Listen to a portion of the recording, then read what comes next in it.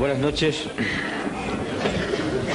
Hubo un hombre llamado Galileo Galilei,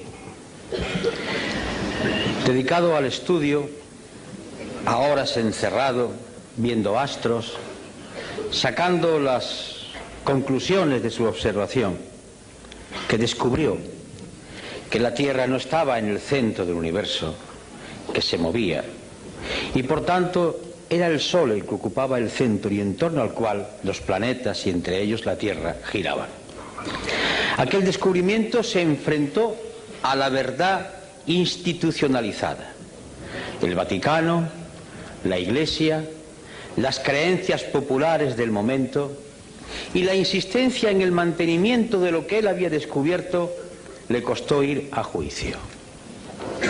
Y frente al acusado, ¿cómo podía él pensar que se había equivocado Aristóteles? ¿Cómo podía pensar él que las Sagradas Escrituras mentían? ¿Cómo podía atreverse él, un ingenuo sabio, a pensar que había descubierto algo que fuese en contra de lo que el magisterio de la Santa Madre Iglesia venía diciendo hacía siglos? Y sobre todo, ¿es que acaso el pueblo no aclamaba contra aquel que se atrevía a poner en duda la centralidad del planeta Tierra? Las presiones son tremendas. Tiene casi que abjurar. Pero en un momento, en la rebeldía última, y musitando casi con una sonrisa a lo Saramago, suave pero firme, dice en el italiano natal: "Eppur si muove", y sin embargo se mueve.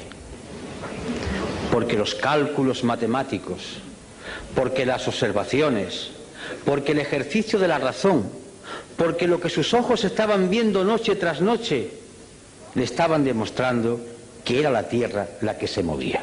Pues bien, estamos hoy en la España de 1999, en la Europa de 1999 y en el mundo, en un momento en el que en otras ocasiones de la historia las sociedades han tenido que escoger un camino u otro, o seguir en la resignación o plantar cara, la rebeldía que acaba de decir Manolo Cañada. La resignación es un producto que, como cualquier droga, duerme a la gente, duerme su conciencia. La resignación es como la morfina, la cocaína o la heroína. La resignación es producto de muchas causas. Yo voy a enumerar unas cuantas. La resignación es hija de ese discurso totalizador, cual si fuese una nueva religión. No hay más verdad que la competitividad. No hay más santos ni más poderes que los mercados. La economía tiene que crecer constantemente, no importa que se contaminen las aguas, que se contaminen los ríos, los mares o los aires. Competitividad, crecimiento sostenido y los mercados. Eso es lo único que importa. Su poder no puede ser contestado. Y además nos demuestra la existencia de las propias sociedades que esto es lo que produce bienestar. Y no importa que las personas de la calle vean que ese bienestar no le ha llegado al hijo o a la hija, que tiene que ir a la empresa de trabajo temporal que le cobra el 40% de la nómina por colocarlo en una empresa. No importa que la persona que todavía tiene una pensión que no llega al salario mínimo interprofesional y está casi a la mitad, 69.000 y pico de pesetas, la mitad de eso, a veces no llega. No importa el paro de aquel que entró en los 45 años. No importa que la mujer, madre y esposa, pero que además tiene que trabajar, no cobra lo mismo igual que el hombre haciendo la misma tarea, violando artículos enteros de la Carta Fundacional de las Naciones Unidas y la Declaración Universal de Derechos Humanos y texto de la Constitución Española. No importa, porque le están diciendo que no hay más bien que la competitividad, lo bien que vivimos, lo bien que vamos, los datos, las cifras. No importa que la gente vea o quiera ver en su entorno y a su alrededor hechos que están contradiciendo ese mensaje. Porque para que no se vea, o porque para sea menos hiriente, hay sucedáneos. Ahí tenéis la televisión, fútbol, mucho fútbol. más fútbol que en épocas anteriores de la historia de España. Ahí tenéis concursos degradantes que no alimentan la razón, el estudio, el análisis. Ahí tenéis la vida de los personajes populares que se diseccionan y se abren para que atisbemos como si fuéramos aves carroñeras y, olvidando el entorno que tenemos, entremos en lo que ocurre en sus alcobas. Ahí está toda una literatura de evasión para que la gente no vea y por tanto confunda su existencia real con la existencia que le ponen en las pantallas o en los informativos, para que ocurra como aquello que tantas veces digo de la viejecita que a finales del siglo XIX estaba vendiendo cerillas a la puerta del Palacio de la Ópera de Madrid en un mes de enero a las 2 de la madrugada, aterida de frío y envuelta en una toquilla vendiendo cerillas para poder subsistir, y cuando entraban hombres y mujeres envueltos en armiños, en capas, con lujo y con joya, decía: qué bien vivimos en Madrid. Un caso de alienación, un caso de suplantación, un caso de drogadicción. La imagen, lo bien que vivimos, las historias de alcoba, las revistas del corazón, las frivolidades que hacen olvidar lo que ocurre diariamente, o si se ve, se eleva a otra categoría, como si no fuese lo real. Resignación, además, porque el discurso oficial, que baja desde muchos sitios, baja desde los poderes públicos, baja desde las sentencias de los tribunales, desde las cátedras, desde las clases de EGB, donde el maestro escuela va inyectando ya unas determinadas ideas, baja desde la televisión y de los medios de comunicación el discurso de que no hay otra salida, esto es lo único posible, y si no, fijaros, estamos mal, pero peor estaban en el muro de Berlín. Y cuando ya se acude a hablar del muro de Berlín es porque no se tienen razones, y hay que decir: mira qué mal fueron aquellos, porque es la única justificación. Resignación, porque los pueblos, cuando tienen problemas, no son rebeldes. El que tiene que comer todos los días no puede permitirse el lujo de perder por un acto de rebeldía el puesto de trabajo. La rebeldía siempre ha surgido de aquellos que comían todos los días. De aquí la gran culpabilidad de muchos intelectuales españoles que, comiendo todos los días bien del pesebre o bien de su trabajo, no han sido capaces de decir basta a esta situación de degradación. De ahí una resignación que nace de la evidencia diaria del paro, que es cierto, de ese paro que dicen que se reduce porque la estadística dice que cuando una persona trabaja 2 horas a la semana ya no está parado. Una disminución estadística de los empleos a tiempo parcial, de las horas extraordinarias que se imponen pero que no se cobran, de la angustia si mañana poder trabajar. Eso es resignación. Resignación que cae sobre un pueblo que se da cuenta, además, o no se da cuenta porque no le gusta o no quiere verlo o no dejan verlo, que estamos yendo hacia atrás, que estamos llegando a cotas propias del siglo XIX, que aquella seguridad social para todos, que el tema del subsidio de desempleo va bajando continuamente en contra de la Declaración Universal de los Derechos Humanos o de la propia Constitución.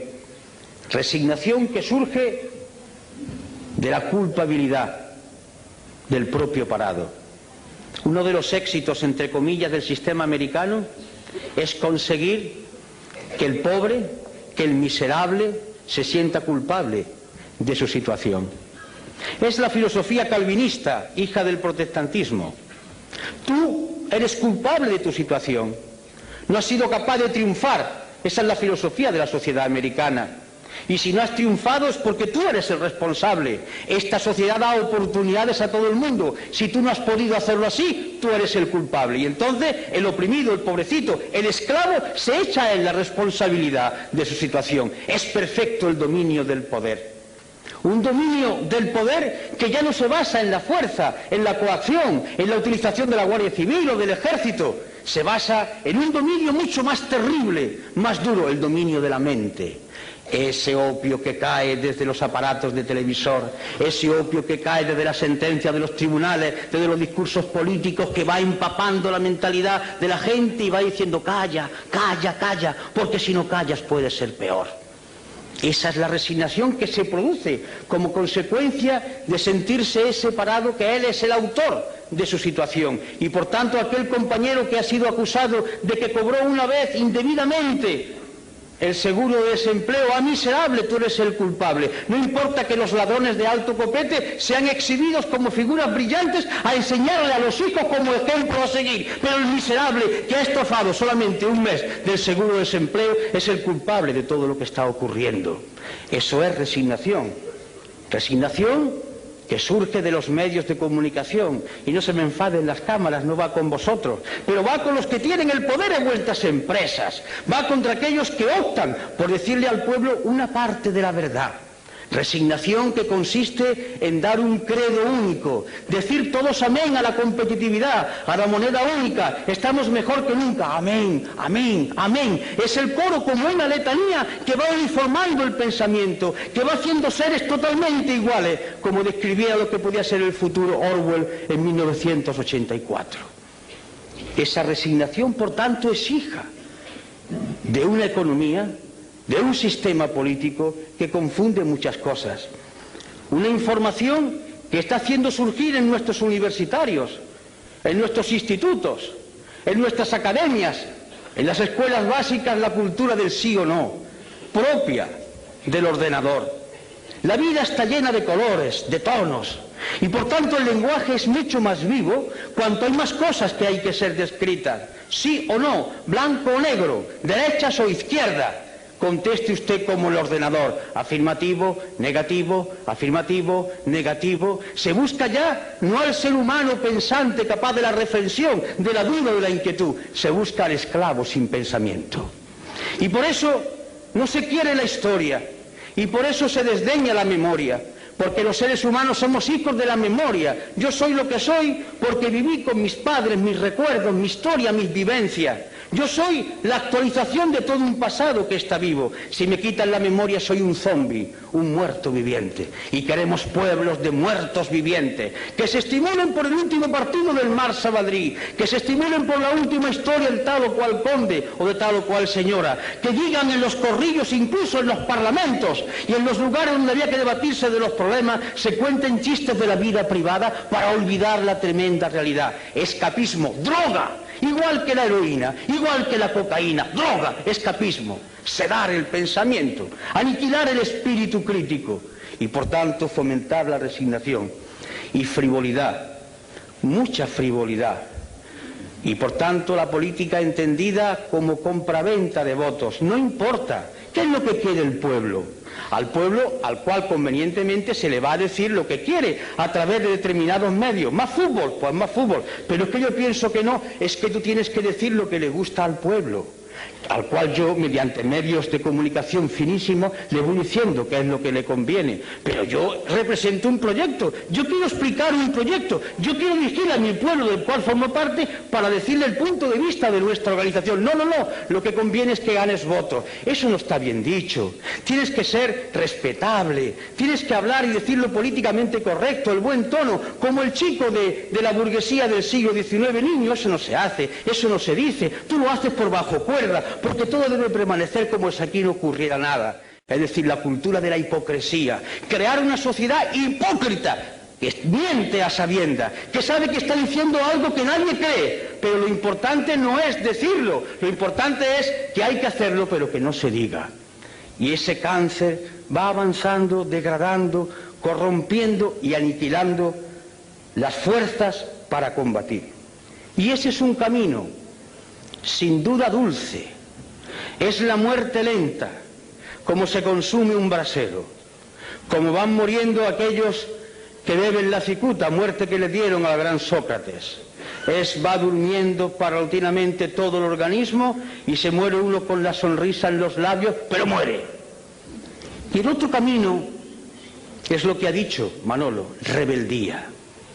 Pero la rebeldía no es un gesto altisonante, no es un grito, no es un insulto, no es una pedrada, no es una mala contestación, es mucho más profundo. La rebeldía es un grito de la inteligencia y de la voluntad que dice, y lo voy a decir en Román Paladino, no me da la gana de decirle que sí a esta actual situación. ¿Por qué? Porque no quiero, y me niego a decirle que sí, porque entiendo que puede haber otra situación y por tanto yo no asumo esta podedumbre y no participo de ella y lucho contra ella. Y esta actitud es una actitud intelectual. Y cuando digo intelectual no quiero hablar de universitario, de la mente de cualquier ser humano. Es un posicionamiento que nace de la mente y del corazón, del fuego, del querer cambiar. Esta es la rebeldía fundamental. Lo otro son voces, son chillidos, son insultos, son graznidos. Dale caña, circo romano. No, la rebeldía no es ni más ni menos que el posicionamiento con otros valores y la decisión de hacerle frente. Rebeldía para decir que no aceptamos que la competitividad y el mercado sean los que rijan los destinos de las sociedades, que entendemos que hay una Declaración Universal de Derechos Humanos que tiene que cumplirse y que eso significa sociedad de pleno empleo, donde el hombre y la mujer sean exactamente iguales, donde no haya marginados y que costará mucho tiempo y mucho sacrificio, pero es hermoso luchar, incluso morir por eso, porque morir tenemos que morir, muramos por lo menos luchando por un ideal noble y no consumiéndonos como un brasero.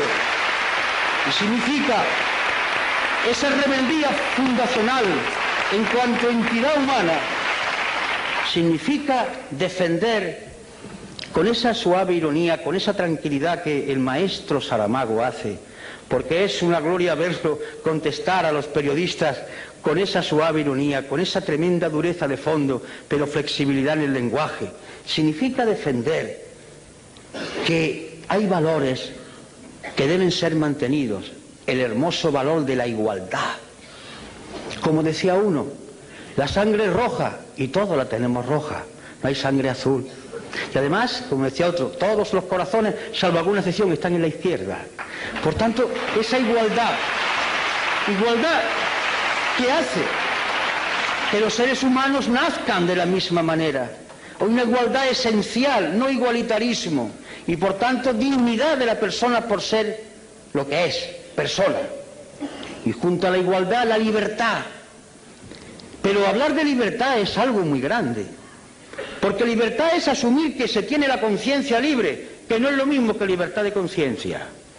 La conciencia libre significa que yo puedo decidir si yo tengo todos los elementos para formular mi decisión. Estoy bien informado, estoy bien formado, me alimento todos los días, tengo un techo donde guarecerme, tengo una ropa que ponerme y una vez que tengo mis necesidades más elementales satisfechas, yo puedo empezar a pensar para ser un hombre libre.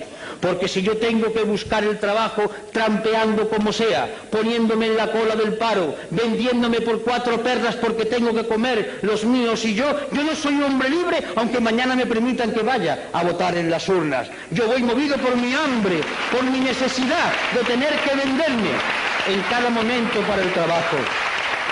Y junto a la libertad, en sentido espléndido de la palabra, la justicia. Y no hablo de tribunales de justicia, hablo de eso tan sencillo de dar a cada uno lo suyo, que impere el derecho, que no haya distinciones, que todo el mundo sea medido por igual rasero, por el rasero de la ley. La justicia que consiste además en que se conforma una sociedad. La ley es la que puede hacer posible que conviva la gente en sociedad, mientras que la ley sea justa y se aplique con justicia a todos igual. Solidaridad. Es un mensaje que nos puede hermanar a todos aquellos que hablaban del internacionalismo proletario, que sigue estando vigente. Aquellos que hablan de la hermandad de los seres humanos y porque hacen referencia a sus creencias basadas en la teología de liberación. A otros que hablan desde otros supuestos de liberación humana, a otras propuestas de liberación. De acuerdo, solidaridad, que consiste en afirmar tranquila y serenamente que no merece la pena luchar por banderas, que la única bandera es la moneda del planeta Tierra y la humanidad es una sola raza, una sola y única raza, y que merece la pena luchar por ella. Y esto es muy importante, informado, no porque se le den muchas noticias, hay diferencia entre la noticia y la información. La noticia es una mercancía que se da para que se consuma, la información es un dato que se da para que la gente piense y a partir de ahí extraiga sus consecuencias. Y desde la izquierda, hablar de austeridad. A mí particularmente me gusta esta palabra. La austeridad, hablar de austeridad fue la palabra que vertebró un discurso de Enrico Berlinguer. aquel secretario general del Partido Comunista Italiano que murió en la tribuna, hablando precisamente de austeridad. La austeridad en el sentido romano, mediterráneo. Austeridad no es miseria. Austeridad significa vivir dignamente, normalmente, no malgastar los recursos naturales, poseer uno cosas, sino que las cosas lo posean a uno, no ir constantemente atentando con la naturaleza en un consumismo feroz. Austeridad significa tiempo libre para discutir y dialogar con los demás, para jugar, para hacer posible el amor entre seres que se conocen, para convivir en la calle, en la plaza, en el ágora griega. Austeridad que significa que la mejor manera de vivir es tener relaciones con otro en el plano de igualdad, sintiéndose hombres y mujeres libres en una sociedad democrática. Austeridad que hace que nos miran a todos como seres humanos y no por nuestra capacidad de consumo. Yo me niego como ser humano que digan que soy un español que consume tantas salchichas o tantos coches al año. Eso no es la austeridad, eso es medir al ser humano por otro talante. Austeridad, que significa con otra palabra sobriedad, hablar de cosas concretas, hablar de cosas que son importantes, incluso cuando se utiliza el lenguaje para crear belleza, para hacer pensar, como nuestro premio Nobel, se utiliza el lenguaje desde la sobriedad, porque las palabras, cayendo en cascada, uniéndose, recreándose constantemente, hacen pensar, hacen concebir nuevas ideas, humanizan. Esa es la austeridad y esa es la sobriedad. Y a partir de ahí es cuando comienza el discurso y la propuesta, la sociedad de pleno empleo, el desarrollo sostenible, el reparto del trabajo, es decir, el discurso rojo, verde, violeta, el discurso de la paz. Paz. Y la paz no es la ausencia de guerra. La paz, por ejemplo, es que el día 9 estemos llenando Rota, porque quieren transformar la base militar en una superbase, violando el punto tercero de lo que acordó el pueblo español en el referéndum en 1986. La paz significa que mañana 1.200 hombres y aviones españoles que cuestan un dinero no puedan entrar en la antigua Yugoslavia, porque no han sido consultados las Cortes Generales y porque se ha violado nuevamente el artículo 62 de la Constitución. Significa, por tanto, hablar de paz, paz como justicia, como entendimiento entre seres iguales que son capaces de razonar. Y bien, los mecanismos son los de siempre. La movilización. ¿Qué es movilizar? Desde la izquierda, siempre movilizar no ha sido solo llenar las calles de gente, que también. Movilizar ha sido concienciar. Nosotros existimos, los que queremos pensar por nuestra cuenta, para perturbar a los demás. Si hay aquí algún creyente, me dirijo a él o a ella, para recordarle la frase que hoy explicaba yo en la universidad cuando una persona, un compañero que era representante, parece, de la teología de la liberación, me preguntaba, y le recordaba yo un pasaje del Evangelio, de mi época pasada, soy conocedor. Decía, mirad, una de las cosas que figura en el Evangelio es cuando le preguntan a Jesús de Galilea, ¿tú que has venido aquí a traer la paz? Dice, yo no, he venido a traer la guerra. ¿Y qué quería decir? He venido a concienciar, a perturbar. Nosotros no queremos gente tranquila, drogada, queremos gente que inquieta. Venimos a perturbar, a agitar cerebro, a mover conciencia. Existimos en la medida que movilicemos el pensamiento. Como decía en aquella iglesia que en el barrio Naranjo de Córdoba, levántate y piensa, es lo más revolucionario que he visto en mi vida, porque la rebeldía empieza aquí, en la cabeza que dice, no sirvo, no me da la gana, no quiero asumir estos valores. Movilización que significa, por tanto, ese esfuerzo por pensar y por hacer pensar. Los grandes revolucionarios de la historia, la característica fundamental fue que hicieron pensar. La revolución la hicieron las gentes, las masas, los colectivos, pero el valor de ellos es el pensamiento que pusieron en marcha, es el concepto de la movilización en torno a lo concreto y con las alianzas de todo el pueblo. Por eso hacemos llamamientos, queremos unidad, pero no para repartirse sillones, para hacer programas de transformación. ¿Qué hacemos en el pueblo? ¿Qué hacemos en la comunidad autónoma? ¿Qué hacemos en España? ¿Qué hacemos en Europa? Alianzas. Alianzas entre gentes que coinciden básicamente, parece ser, por lo menos teóricamente, en que quiere cambiar el mundo. Pongámonos de acuerdo que podemos cambiar ahora, pero cambiar un sillón por otro, eso ya no es correcto, eso lo hacen los otros, desde tiempo inmemorial. Y por último, la cultura. La palabra cultura viene de cultivo, cultivarse, hacerse ser humano cada día más. La cultura no es saber muchas cosas, la cultura es captar todo aquello que la humanidad ha ido produciendo y que nos mueve desde el arte al estremecimiento por degustar la belleza, a entender cómo la humanidad ha ido superando determinados problemas. Un hombre culto no es un hombre que esté rodeado de libros, que también puede ser. Un hombre culto es un hombre que mira al mundo con mirada independiente y libre. Un hombre culto puede ser un campesino de nuestras tierras. Cuando revina, palabra que utilizan en mi tierra, está pensando, pero sabe calcular las cosas, piensa como quiere, es un hombre que tiene un tipo de cultura. Y ese hombre que a lo mejor no sabe leer, le puede dar la mano a otro culto de la universidad, que sabe más cosas, pero está en la onda de la cultura, porque ambos confluyen desde su sentido de hombres libres con capacidad para pensar. Y en fin, en el acto de hoy, donde ahora va a tomar la palabra el maestro Saramago, y dicho con todo cariño, en el sentido de ejercicio de sencillez y de hondura, la voz de Izquierda Unida esta noche no ha hablado de programas, ni Manolo ni yo. Hemos hablado, y os lo confieso, de lo que nos mueve a nosotros, a él, a mí, a José y a los demás compañeros y compañeras. No sé lo que ocurrirá en los próximos meses o en los próximos años, pero la decisión de mantener este discurso es firme por nuestra parte. La vamos a seguir manteniendo, no lo pensamos cambiar.